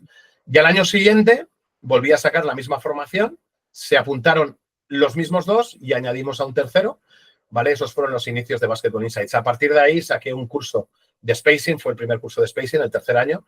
Lo hice en un grupo de Facebook, me grababa yo explicando cosas y lo colgaba en un grupo de Facebook, y lo que hacía era resolverles las dudas en el grupo de Facebook. Ahí se apuntaron 27. Para los que dicen que es que yo tenía facilidad porque era entrenador ACB, la gente me conocía para iniciar. No, yo he empezado como todo el mundo, ¿no? A trancas y barrancas, pero con mucha ilusión. Y es verdad, pues, que las cosas han ido bien, y por el curso de spacing pues ya han pasado casi 1000 alumnos, ¿vale? Por el de táctica ya han pasado 400 y pico, y, bueno, pues espero que haya todavía más gente que quiera pasar por esas actividades, porque además todos los que lo hacen, el feedback que tengo es muy bueno, tanto del curso de spacing como del curso de táctica. Estará el enlace en la descripción para todos los entrenadores, porque ahora están en una web esos cursos, ¿cierto? Y tendréis en la descripción la web para que podáis ir a comprar los cursos. Hay una cosa, hay una newsletter que es gratuita, ¿vale? Donde comparto reflexiones, detalles técnicos, tácticos. Siempre intento vender algo en cada mail, ¿vale? Esto que lo sepa. El que quiere comprar, el que no, no. ¿Vale? Me gustaría que la gente comprara porque me gusta que la gente se forme. Mis formaciones no son baratas comparado con lo que hay por ahí, pero vuelvo a repetir, es que el feedback que tengo de los que lo hacen es muy bueno. Pues ahora la pregunta que te iba a hacer es, para hacer un pequeño speech del que sacar un clip y poder publicarlo en redes sociales, ¿por qué los entrenadores que vean esto deben de ir a Basketball Insights a formarse? Porque explico de forma muy sencilla temas muy complejos. Y eso les ayuda no solo a entenderlo, sino a explicarlo. Fenomenal la respuesta. Me estoy dando cuenta de una cosa, Jota. Hemos dicho antes que ibas a contar, cuando habláramos en Fuenlabrada, de una anécdota muy graciosa, y fallo mío completamente, se me ha olvidado preguntarte. Entonces, si quieres, haremos un pequeño parón, nos cuentas esa anécdota y ahora seguimos con la formación. Vale. Ocurrió lo siguiente. A partir de enero, o sea, en Fuenlabrada hay 6 peñas, ¿vale? Y a partir de enero ahí se hacía una cena con cada una de las peñas. Más o menos cada 3-4 semanas se hacía con cada una de ellas, ¿vale? A esa cena iban siempre 3 jugadores que iban rotando, el entrenador, que solo hay un entrenador, y alguna vez nos acompañaba un directivo o el presidente, ¿vale? Que también era rotativo. Entonces, el único que iba a todas era el entrenador. Entonces, bueno, pues yo voy a la primera, ¿vale? Entonces recuerdo que era como una boda, es decir, las peñas pues están formadas pues entre la más pequeña, que no sé, puede tener como 60 personas, a la más grande que tenía 150, ¿no? ¿Vale? Entonces ellos lo que hacen es invitarte a una comida que está dispuesto en forma de boda, con una mesa principal donde en vez de los novios están el presidente y vicepresidente de la peña, junto con el entrenador, los 3 jugadores invitados, más el directivo de turno, ¿no? ¿Vale? Y, bueno, pues, claro, yo no quiero llegar tarde el primer día, me dan un sitio donde ir, que es un sitio allí muy conocido en Fuenlabrada, y llego con tiempo. Y entonces llego con tiempo y reconozco a varios de los aficionados en la entrada tomando cañas y hablando. Y digo, vale, pues ya está, me meto con ellos, me pido una caña y me pongo a hablar de baloncesto con ellos. Entonces hay un momento cuando se acerca la cena era a las 9, cuando se acercan las 9 me dice, oye, te tenemos que dejar, que tenemos que entrar. Digo, bueno, no sé por qué me tienen que dejar, pero vale, pues ellos entran y yo también, ¿no? Y entonces, cuando estoy dentro, el presidente de la peña me dice, tío, te tengo que pedir disculpas. Digo, ¿por? ¿Tú te puedes creer que llevamos media hora hablando de baloncesto contigo ahí fuera y no nos hemos dado cuenta que eras el entrenador del equipo? Entonces, claro, yo dije, bueno, se trató de justificar, claro, te vemos siempre con traje, aquí has venido con vaqueros, tal, no sé qué, pero la reflexión que yo hice fue, el aficionado va a ver al jugador. No, ni tu propia peña, o sea, ni la propia peña de aficionados al Fuenlabrada sabe quién es el entrenador, ¿vale? Y entonces, ¿qué ocurrió? Que fue muy gracioso, que algo muy parecido ocurrió con otras 2 de las 6 peñas. Entonces ahí fue cuando dije, ¿tú crees que como apareces en ciertos periódicos y en la tele eres reconocido y la realidad es que no te conocen ni tus propios aficionados. Eso sí, a Marco Popovich lo conocía todo el mundo. A Alex Urtasun lo conocía todo el mundo. A los jugadores los conocía todo el mundo. Pero a mí no. ¿Vale? Y entonces fue como una bajada a la tierra, como una cura de humildad. Le digo, si ni siquiera tus aficionados te conocen, como para que te conozcan los aficionados de otros equipos, ¿no? Te conocen los muy frikis. Y en este país, el baloncesto le interesa a muy poca gente, por mucho que nos creamos que somos muchos. Wow, me has dejado absolutamente sin palabras. Por supuesto, a Pablo Lasso, a Xavi Pascual, bueno, que eran los que estaban cuando yo estaba en el Madrid, el que estaba en el Barça, tal. Estos aparecen en muchos periódicos de tirada nacional y son del Madrid y el Barça, los conoce prácticamente todo el mundo, ¿no? Pero a los ordinarios nos conocen los muy frikis. Wow, yo sé que evidentemente pues el entrenador del último equipo de Le Plata no le van a conocer, pero ni sus propios aficionados.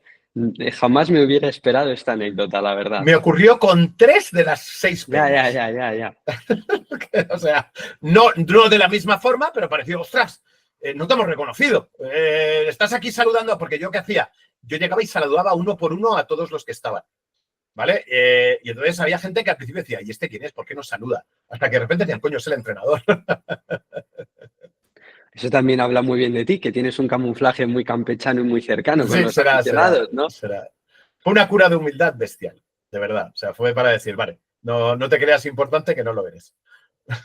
Menos mal que hemos parado la entrevista para contar la anécdota porque no tiene desperdicio alguno. Así que ahora que ya la hemos contado, vamos a continuar con la formación. Y mi siguiente pregunta para ti es, ¿qué debe de tener un entrenador para ser un buen entrenador? ¿Qué es lo más importante? ¿La característica, la creencia, el método, la rutina, lo que sea?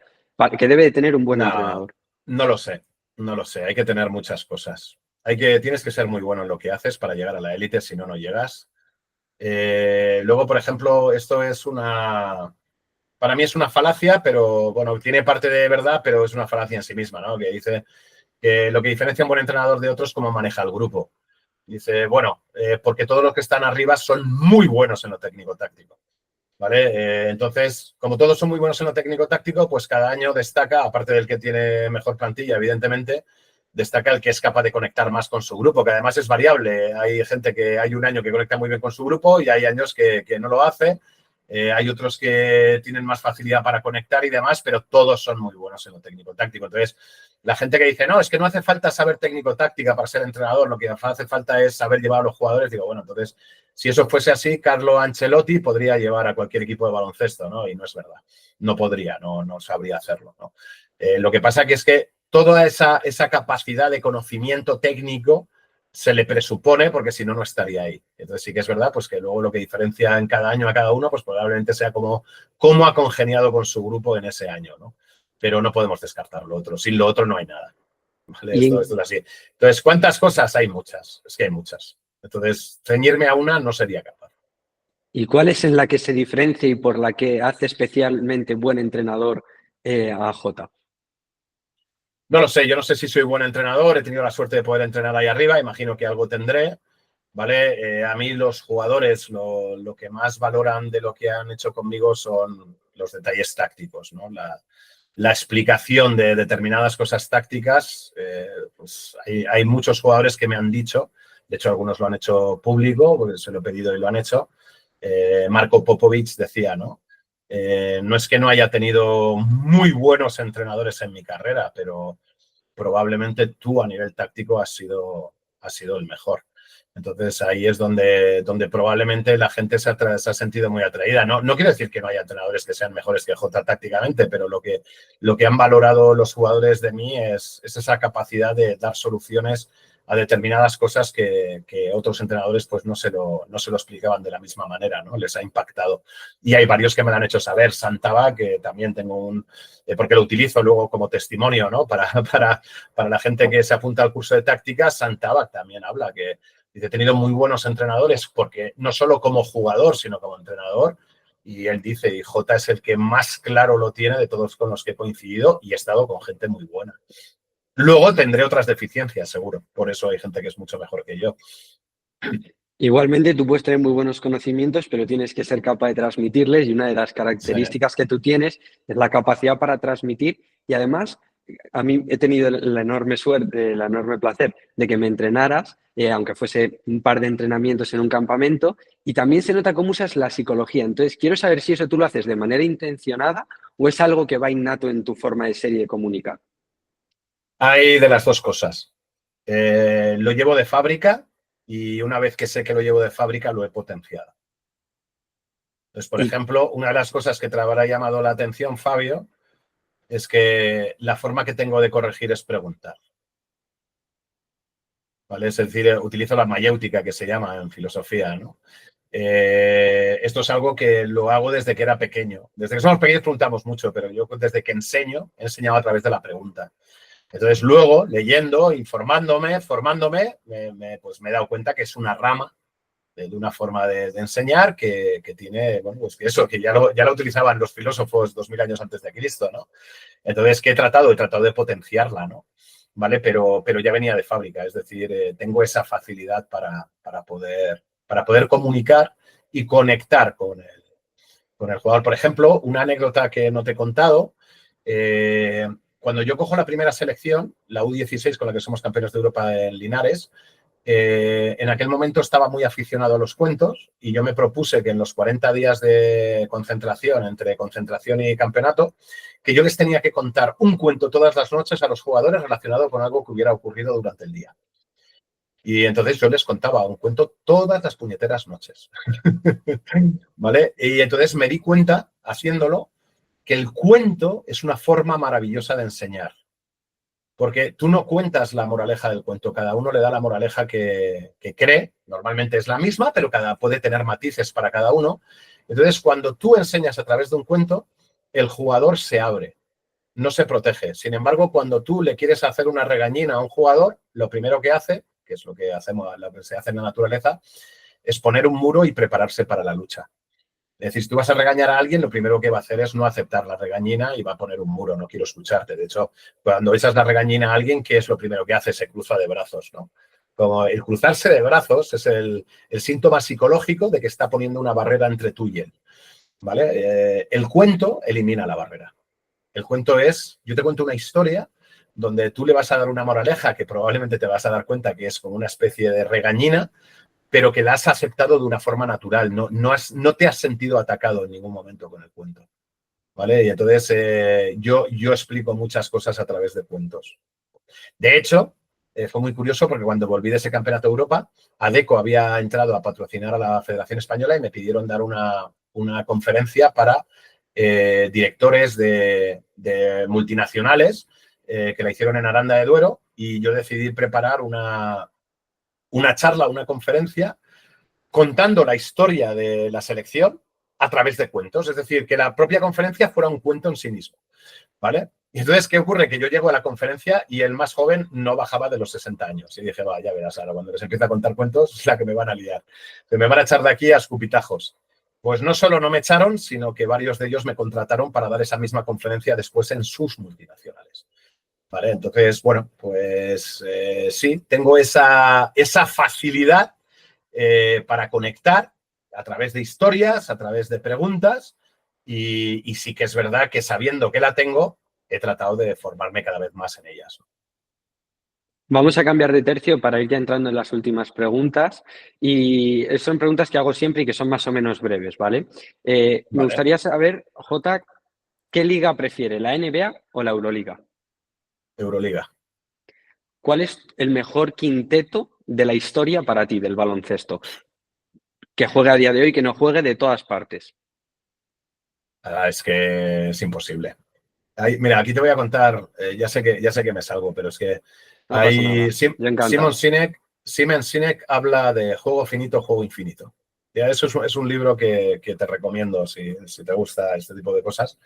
Él habla de lo siguiente. Un juego finito se caracteriza porque se conocen perfectamente quiénes son los rivales, se sabe cuáles son las normas del juego. Las normas del juego, el juego tiene una duración limitada y la conocen ambos adversarios, ¿vale? Las normas que determinan quién gana el juego están aceptadas y conocidas de antemano por los participantes en la contienda. Por ejemplo, cualquier partido de baloncesto es un juego finito. Se sabe perfectamente quiénes son los que se enfrentan, el reglamento lo conocen los dos, se sabe que el que gana el partido es el que tiene más puntos al final de un tiempo limitado, que son 40 minutos y demás. ¿Qué es un juego infinito? Un juego infinito es una competición donde no se sabe quiénes son los adversarios, donde no tiene un tiempo limitado, donde no está establecido quién es el que gana a través de unas normas reconocidas por los contendientes, y en ese juego, ¿quién entra? La determinación de los 5 mejores jugadores de la historia. ¿Por qué? ¿Quién define qué hace mejor a uno que a otro? ¿Quiénes participan en ese juego? No sabemos, todos, vale, todos, pero ¿a qué nivel? ¿Cómo? ¿Cómo determinamos? ¿Durante cuánto tiempo? Si los determinamos ahora, mañana ya no entran los que entren mañana. Entonces, esta pregunta es un juego infinito y no tiene solución, no tiene respuesta. Yo te puedo dar una, pero sería injusto, ¿vale? Porque me dejaría fuera a gente que sé que podría estar en cualquiera de los puestos que te diga. Ahora, como me lo has preguntado, venga, así, a bote pronto, ¿no? Me saldrían jugadores de la NBA, me saldrían jugadores de todo. Michael Jordan estaría seguro. Entonces ya no voy a meter a Kobe Bryant, que también estaría porque es una copia de Michael Jordan. Voy a meter al Chacho, porque le tengo un cariño especial. Como he metido al Chacho, no meter a Rudy Fernández sería un pecado. También lo sería no meter a Yul, a Felipe Reyes. Por eso te digo que es tan injusto, ¿vale? Ahora me voy a cambiar de tercio. Probablemente estaría Pau o Marc Gasol, o los dos, ¿vale? Pero es que, claro, si me voy a jugadores históricos de la NBA, pues también tendría que estar, yo qué sé, Hakeem Olajuwon, Larry Bird, Magic Johnson. Es que hay tantos, tantos y tantos que no te sé decir más. Me vas a hacer reformular la siguiente pregunta, que era el mejor quinteto de jugadores que has entrenado. Entonces, la cambio a 5 jugadores que has entrenado y quieras contar una pequeña anécdota o algo que te marcó de ellos por algún motivo en especial. No sé, ahora anécdotas así que me hayan marcado de ellos probablemente no me vengan a la cabeza, tendría que pensarlo, ¿no? Me han preguntado la pregunta de quién ha sido el mejor jugador que he entrenado y claro, es que yo es que he estado con muy buenos, entre selección, clubes y demás. He estado con Navarro, he estado con los Gasol, he estado con Rudy, he estado con el Chacho, he estado con Felipe, he estado con Yul, he estado con extranjeros muy buenos y precisamente hay un extranjero que a mí me impactó enormemente y siendo injusto, porque seleccionar a uno de todos estos es injusto directamente, que es Gary Neal en Zaragoza. Gary Neal viene de la NBA lesionado, tiene la cadera destrozada, por eso acaba en Zaragoza, porque si no, no hubiese salido nunca de la NBA y a mí me impacta. O sea, yo digo, si lesionado de cadera juegas así, no quiero saber cómo serías estando físicamente en condiciones. Recuerdo que en aquel año, yo no sé cuántos partidos acabó metiendo más de 30 y pico puntos, hubo algunos de más de 40, cuando ya estábamos en una época donde meter 30 puntos ya era muy difícil en ACB, ¿no? Entonces, me pareció un jugador que me dejó absolutamente loco. Pero he tenido la suerte, con todos estos que te he nombrado, gente que me dejo, en Fuenlabrada he tenido la suerte de estar con Marco Popovic, con Paco Cruz, que creo que es un jugador muy por encima del nivel que la gente cree que tiene, ¿vale? Entonces, bueno, he tenido la suerte de verdad de estar con grandísimos jugadores. Y ahora anécdotas, es que no lo sé. Ricky Rubio con esto, ¿no? Probablemente, seguro, es uno de los grandes con los que he estado. No te preocupes porque ha quedado más que respondida y bien respondida la pregunta. Y de jugadores a entrenadores, tampoco te voy a pedir un top 5 porque sería injusta la respuesta, pero 2, 3 entrenadores y qué es un detalle que te haya quedado claro del que hayas aprendido en especial. Ya has dicho cosas de Ettore Messina, de Lasso y demás, pero alguno que quieras añadir, no hace falta que sean ni 3 ni 5 o lo que se te venga a la cabeza. Bueno, hay otro así conocido, ya te digo que yo he estado muy a gusto con todos y con todos he aprendido. Probablemente Pepu Hernández, porque fue mi entrenador cuando yo era jugador, porque fue mi jefe prácticamente durante toda mi carrera en Estudiantes, en las distintas etapas, y porque fue la persona que me permitió llegar arriba con él. Con Pepu recuerdo que le dije, he vivido todo contigo. Aparte de todo lo que había vivido anteriormente, he vivido 2 años en un vestuario contigo. Dice, solo me queda el haber podido vivir las conversaciones privadas que tenías con los jugadores. Y entiendo que no puede ser porque si no, no serían privadas, ¿no? Y recuerdo que me dijo, no hay nada de magia. Dice, tú a veces como entrenador tienes la necesidad de hablar con un jugador de algo en concreto, algo que no te gusta o algo que sí te está gustando y que lo quieres realzar, pero conociendo cómo es el ser humano, sabes que cuando hablas con uno, otros se van a enterar que vas a hablar con él y entonces se van a preguntar que por qué has hablado con él y no con ellos. Con lo cual, siempre que tengo que hablar con un jugador, inicio ronda para hablar con todos, para que nadie se sienta despreciado, para que nadie piense cosas que no son, porque tal. Pues con algunos tengo cosas que decirles y con otros simplemente hablo del tiempo. Y esa fue una grandísima lección de psicología. El hecho ese, porque es real, si tú hablas con un jugador después de un entreno o quedas con él para tomar un café, siempre se va a alterar alguien, siempre. Y entonces los demás se van a preguntar que por qué hablas con él y no hablas con nosotros. Y entonces la única forma de evitar esa conversación interna que no lleva a ningún lado es hablar con todos y cada uno de ellos por separado. Wow, qué gran lección y buen aprendizaje, desde luego. ¿Qué opinas de la Liga? Esa es con Pepu. Vale, sí, había dicho Pepu, Ettore Messina, habíamos dicho Pablo Lasso, bueno, hay más. Así alguien que es conocido en el mundo del baloncesto, pero no es conocido a nivel televisión y demás, Ángel Goñi. Ángel Goñi fue mi mentor a lo largo de mi crecimiento en estudiantes y probablemente en todos los inicios fue la persona que más impacto ha tenido en mi crecimiento como entrenador. Hace unas semanas, fuera de cámaras, en el campamento, te pregunté, no recuerdo la pregunta. Déjame anécdota con Ángel Goñi que también te Vale. servirá como entrenador. Vale, fenomenal. Recuerdo una vez que entrenando al cadete de estudiantes, estábamos preparando la semana para jugar contra el cadete del Madrid. Y él era el director de cantera, Ángel Goñi, y un día me pilló esa semana y me dijo, tú no crees que puedas ganar al Real Madrid, ¿verdad? Y yo le dije, ¿por qué me dices eso? Y me dijo, porque todas las frases que salen de tu boca hacia tus jugadores es qué hacer para no perder. Nunca les dices qué hay que hacer para ganar. Años más tarde, de aquella gran lección, un jugador que estaba lesionado en un partido de EVA, no era contra el Madrid, era contra Pozuelo, un club de aquí de Madrid. Estaba de calle, era un jugador importante para nosotros, pero estaba lesionado. Cuando terminó la charla, me dijo exactamente lo mismo. Me dice, Jota, ¿por qué hablas de no perder contra este equipo en concreto que no lo haces con otros y no nos dices qué hay que hacer para ganar? Y aquello, digamos que soltó el resorte de aquella frase de Ángel Goñi que dije, ¿cómo afecta la forma que hablamos en cómo transmitimos nuestros miedos a nuestros jugadores?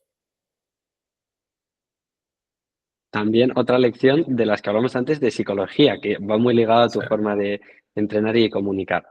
¿Qué opinas de la Liga U22? Pues yo personalmente igual me equivoco, no le encuentro el sentido. Creo que es una reacción de urgencia a lo que ocurre en la NCAA. No es una solución válida porque no podemos igualar el dinero que la NCAA ha puesto encima de la mesa, es imposible. Y creo que es un sueño. Esto para que los que sois más jóvenes, para que lo entendáis. Cuando yo era jugador había 2 años más de formación, porque había la categoría infantil, la cadete, pero luego había juvenil y junior, ¿vale? Ahora solo hay junior, es decir, había 2 años más.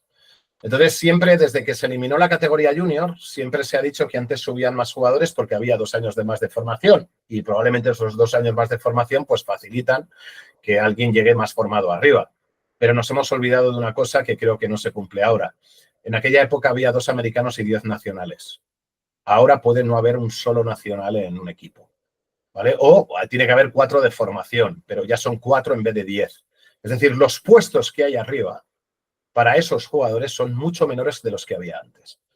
Entonces, creo que se crea una liga como respuesta a algo contra lo que no va a poder luchar y tengo todas mis dudas de que ahora tenga algún sentido. Se dice que se hace para combinar los estudios con tal, ya, pero se va a jugar los viernes, entonces probablemente algunos se viajarán el jueves, pues ya me dirás cómo se compatibilizan los estudios. Si los buenos de cada generación se van a ir a la NCAA, porque ya se están yendo y cada vez se van a ir más, o sea, lo tengo muy claro, porque si les pones si a un chaval de 19 años le pones un contrato de $1 millón, y aquí lo más que le vas a ofrecer son 30.000, 40.000, 50.000 euros, se va a ir para allá, sí o sí, juegue o no juegue, haga lo que haga. O sea, porque estamos hablando de otra cosa. Eso tendría sentido cuando allí no había dinero. ¿Vale? Entonces sí que esto, a lo mejor el hecho de que pudieran jugar en vez de irse a sitios donde a lo mejor no tenían tantos minutos, pues podría tener tanto sentido. Ahora los jugadores no se van porque allí tengan más oportunidades de crecimiento, se van porque hay un crecimiento económico que aquí no se les pueden dar. De hecho, hay un dato que es brutal, que 2 jugadores de la cantera del Madrid del año pasado, este año han cobrado en NCA más que Sergi Llull y que Tavares jugando en el Real Madrid Senior. Entonces, contra eso no podemos luchar. Entonces, yo creo que es algo que tenía mucho sentido hace muchos años, que yo ya no se lo encuentro ahora, a lo mejor me equivoco y todo funciona de puta madre, pero me da la sensación de que siendo un sueño anhelado, creo que nace precipitado y de hecho yo ya no le encuentro el sentido a esa vida. Lo que te decía es el perfil de que si los buenos se te van para allá, es decir, los que tenían proyección para saltar a tu equipo ACB se van para la NCAA, ¿quién juega la Liga Sub-22? Pues gente que está todavía por debajo de esos, bueno, pues a lo mejor alguno tira para arriba. También lo hacían anteriormente por otros caminos, ¿no? Pero, no sé, yo personalmente no le veo mucho sentido ahora. Agradezco tu sinceridad porque el discurso que se da a día de hoy, piensen o no lo piensen, normalmente suele ser a favor, porque es lo que ahora parece estar bien visto. Entonces agradezco que tú des tu opinión real, sea en contra o a favor, es tu opinión y por eso Escucha, ya está. y ojalá me equivoque y vaya fantástico y me tenga que comer las palabras, pero tú me has preguntado mi opinión y yo te doy mi opinión.